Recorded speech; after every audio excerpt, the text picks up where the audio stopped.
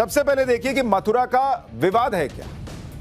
मथुरा में कटरा केशव देव को भगवान श्री कृष्ण का जन्म स्थान माना जाता है। मंदिर परिसर से जुड़ी हुई शाही ईदगाह मस्जिद है जो 17वीं शताब्दी की है। हिंदू पक्ष का दावा है कि शाही ईदगाह मस्जिद मंदिर को तोड़कर बनाई गई थी, इसलिए वहां मस्जिद नहीं मंदिर होना चाहिए। यह विवाद का मूल भाव है।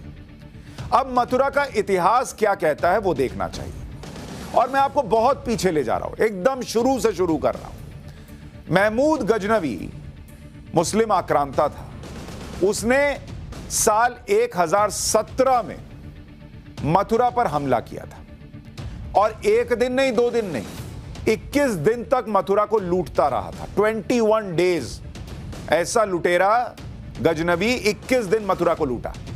इस दौर में ईरानी इतिहासकार हैं अल उतबी, उन्होंने अपनी किताब तारीख यामिनी में मथुरा हमले के बारे में जो लिखा वो आज आपको बताता हूं। शहर के दोनों छोरों पर हजारों घर थे। ये उस समय का इतिहासकार लिख रहा है कि मथुरा में उस वक्त शहर के दोनों छोरों पर हजारों घर थे जिनके मंदिर जुड़े हुए थे। बाकी मंदिरों की तुलना में शहर के बीच में एक विशालकाय मंदिर था जिसका वर्णन नहीं किया जा सकता, वो इतना जबरदस्त था। ये उस वक्त का इतिहासकार कह रहा है। सुल्तान ने इस पर लिखा कि अगर कोई इसके बराबर की इमारत बनाना चाहता है तो वो सैकड़ों हजारों दीनार खर्च करके भी नहीं बना सकता। इतना जबरदस्त मंदिर उस जमाने में बना हुआ था, और अगर इसे बनाने में सबसे अनुभवी और कुशल कारीगरों को भी लगा दिया जाए तब भी ऐसी इमारत 200 साल में नहीं बन सकती, ये उस वक्त कहा गया। मूर्तियों में से 5 मूर्तियां लाल सोने से बनी थी और 15 फीट ऊंची थी। मूर्तियां हवा में बिना किसी आधार के थी। इनमें से एक मूर्ति के आंखों में 2 रूबी लगी हुई थी आंखों में। अगर कोई ऐसा बेचना चाहे तो उसे 50,000 दीनार तक मिल सकते हैं उस जमाने में। दूसरी मूर्ति में सफायर लगा हुआ था जो पानी से ज्यादा साफ था और क्रिस्टल से भी ज्यादा चमकदार था। ये इतनी बड़ी और वजनदार मूर्तियां थीं कि इन्हें बिना तोड़े इनका वजन नहीं मापा जा सकता था। सुल्तान ने आदेश दिया कि सभी मंदिरों को जला दिया जाए और उनकी जमीन समतल कर दी जाए। यह तारीख यामिनी में उस वक्त के इतिहासकार ने मथुरा के बारे में बताया और उस वक्त बनी भव्य मंदिर और उसकी मूर्तियों के बारे में बताया। 1017 में महमूद गजनवी ने जब मथुरा के मंदिर तोड़े, उसके 100 साल के बाद करीब 1150 में कृष्ण जन्म स्थान पर फिर मंदिर बनाया गया। मतलब वो तो आपने सुना ना, उसने कहा कि सब तोड़ दो, समतल कर दो, करके चला गया भाई। कृष्ण जन्म स्थान पर फिर मंदिर बना 1150, मतलब करीब करीब 100 साल बाद। लेकिन कुतुबुद्दीन ऐबक और फिरोज तुगलक के शासन में इसे फिर तोड़ दिया गया। लेकिन फिर मंदिर को बनाया गया जो सिकंदर लोदी के शासन के पहले तक बना रहा। मथुरा के मंदिर को सिकंदर लोदी के 1489 से 1517 के शासन के बीच फिर तोड़ा गया। जो मैं आपसे कह रहा था ना कि ये 10 ज्ञानवापी हैं। मथुरा भी एक और ज्ञानवापी है। जैसे ज्ञानवापी में मंदिर तोड़े गए बनाए गए, तोड़े गए बनाए गए, वो मंदिर तोड़ते रहे लेकिन हिंदुओं का हौसला नहीं तोड़ पाए और बनती गई वहां मंदिरें। वैसे ही मथुरा में ये आते रहे बाहर से, तोड़ते रहे, लेकिन किसी तरीके से हिंदू जो है वो मिलकर मंदिर बना लेते थे। मुगल बादशाह जहांगीर के समय के एक इतिहासकार अब्दुल्ला ने अपनी किताब तारीख दाऊदी में क्या लिखा है सिकंदर लोदी के बारे में, वो आपको बताता हूं पढ़कर। सिकंदर लोदी के बारे में उस जमाने में तारीख दाऊदी में लिखा गया कि वो इतनी ईर्ष्या करने वाला मुसलमान था कि उसने बहुत सारे पूजा के स्थलों को बर्बाद किया और किसी के अवशेषों तक को नहीं छोड़ा।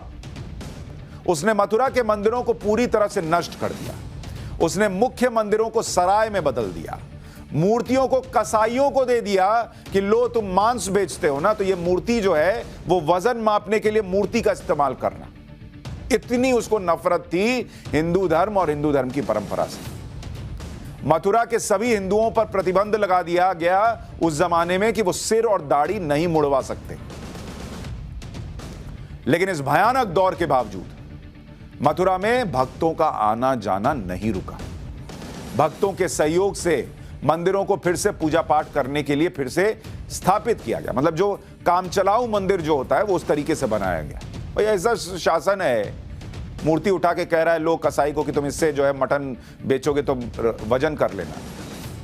उस आदमी के राज में आसान था, लेकिन फिर भी इन लोगों ने हिम्मत दिखाई। 16वीं सदी आते आते मथुरा में सिर्फ कृष्ण जन्म स्थान पर ही मंदिर बचा था। केशव देव मंदिर फिर एक बार जहांगीर के काल 1605 से 1627 के बीच बुंदेला शासक बीर सिंह देव ने 33 लाख रुपए खर्च करके बनवाया था। उस जमाने का 33 लाख रुपया। वो तोड़ते थे और बनाने वाले जी तोड़ मेहनत से बनाते थे। उस वक्त सोने की कीमत क्या थी आपको पता है? उस वक्त सोने की कीमत थी 10 रुपए प्रति तोला, मतलब 10 ग्राम सोना जो है वो 10 रुपए का था। आज की कीमत क्या है? एक तोले कीमत सोने की 53,000 रुपया, उस वक्त 10 रुपए का था। कहते इतना गौरवशाली मंदिर बना कि किताबों में से वंडर ऑफ एज भी कहा गया। मतलब उस जमाने का आश्चर्य जो है वो ऐसा था कि वो आश्चर्य के तौर पर था। और वो मंदिर मथुरा में ऐसा बना कि कहते हैं कि आगरा से देखो तो मंदिर का शिखर नजर आता था। ऐसा भव्य मंदिर उस जमाने में बनाया। लेकिन फिर औरंगजेब का समय आया। औरंगजेब ने 1665 में पहली बार होली दिवाली मनाने पर रोक लगा दी। वही औरंगजेब, वही मुगल काल जिसको हमारे यहां मुगलों ने ऐसा कर दिया, मुगलों ने ऐसा कर दिया, उसी औरंगजेब ने काशी में मंदिर तोड़े थे। उसी की ये जो समस्या है ना, औरंगजेब की ही दी हुई है। जो ज्ञानवापी मस्जिद और मंदिर का विवाद चल रहा है उसमें उसका योगदान है। उसी ने मथुरा में भी किया। 1665 में पहली बार होली दिवाली मनाने पर रोक लगाई भाई ने। औरंगजेब ने यमुना के घाटों पर हिंदुओं के अंतिम संस्कार पर रोक लगा दी। मैंने आपको कहा था ना, ये चैप्टर अगर आप सुनेंगे तो आपका दिल रोएगा कि क्या क्या उस वक्त लोगों ने झेला है। अंतिम संस्कार पर रोक लगा दी इस आदमी ने। 1666 में औरंगजेब ने केशव मंदिर से पत्थरों की रेलिंग हटाने का फरमान दे दिया। 1669 में औरंगजेब ने सभी मंदिरों और पाठशालाओं को तोड़ने का फरमान दिया। 1670 में औरंगजेब ने मथुरा के मंदिर को तोड़ने का खास तौर पर फरमान दिया, यह भी कहा जाता है।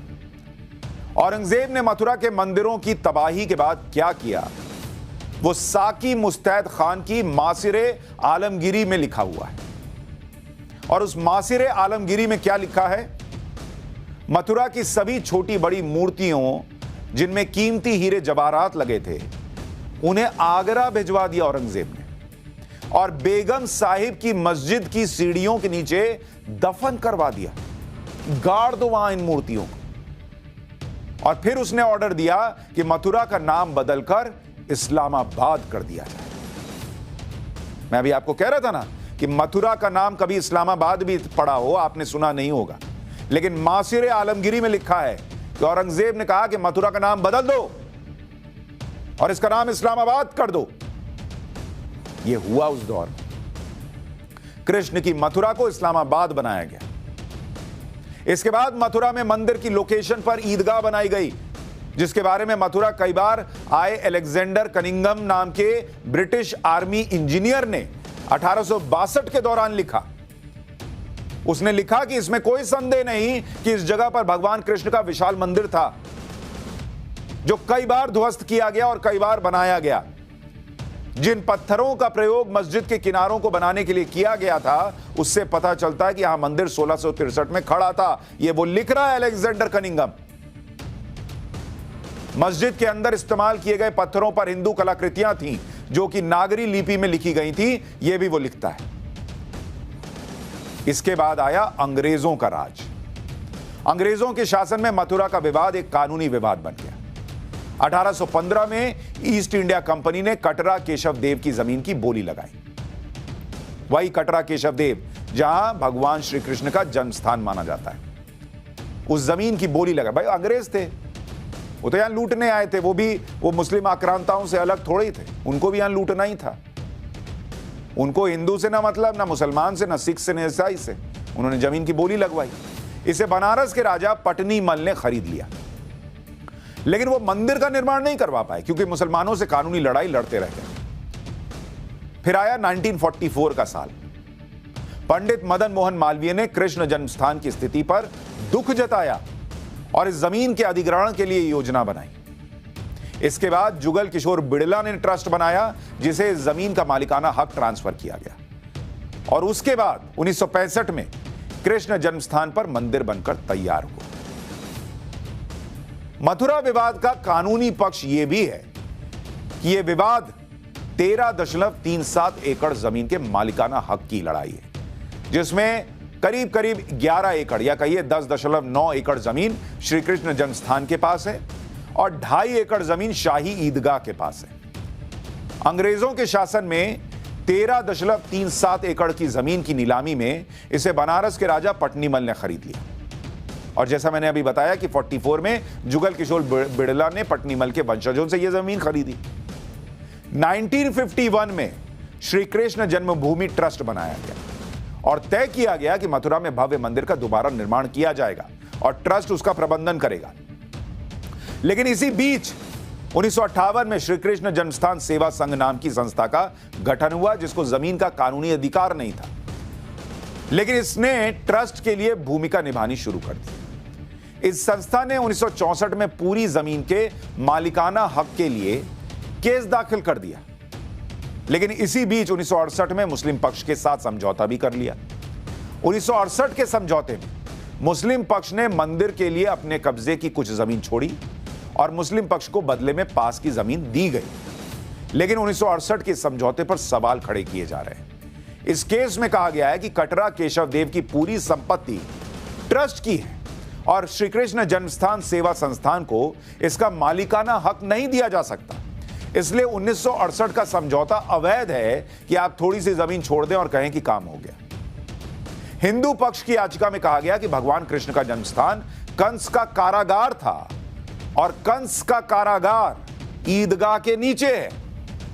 भगवान कृष्ण का जन्मस्थान हिंदुओं के लिए पवित्र है, इसलिए पूरी 13.37 एकड़ जमीन हिंदुओं को दी जाए, यह कहा गया है उस याचिका में, और वहां से शाही ईदगाह को हटाया जाए। दावा किया जाता है कि मथुरा में शाही ईदगाह मस्जिद का निर्माण प्राचीन कृष्ण मंदिर के सभा मंडप की जगह पर किया गया, लेकिन गर्भगृह किसी तरह से बच गया था। गर्भगृह के बारे में कहा जाता है कि यह वही जगह है जहां कभी कंस का कारागार हुआ करता था, जिसमें श्री कृष्ण का जन्म हुआ था। इसी जगह पर पत्थर का एक पवेलियन और अंडरग्राउंड जेल बनाई गई है, जिसके ठीक बगल में योग माया का मंदिर है। यह मथुरा की तस्वीरें दिखा दे रहा हूं, जो लोग नहीं गए हैं उनको दिखेगा कि बगल में मंदिर और दूसरी तरफ मस्जिद। ठीक वही ज्ञानवापी वाला मामला, जैसे वहां काशी विश्वनाथ और बगल में ज्ञानवापी मस्जिद, वैसे यहां मथुरा और मस्जिद, और बिल्कुल सटा सटा। यहां भी शाही ईदगाह की पिछली दीवार से मंदिर जो है वो सटा हुआ है।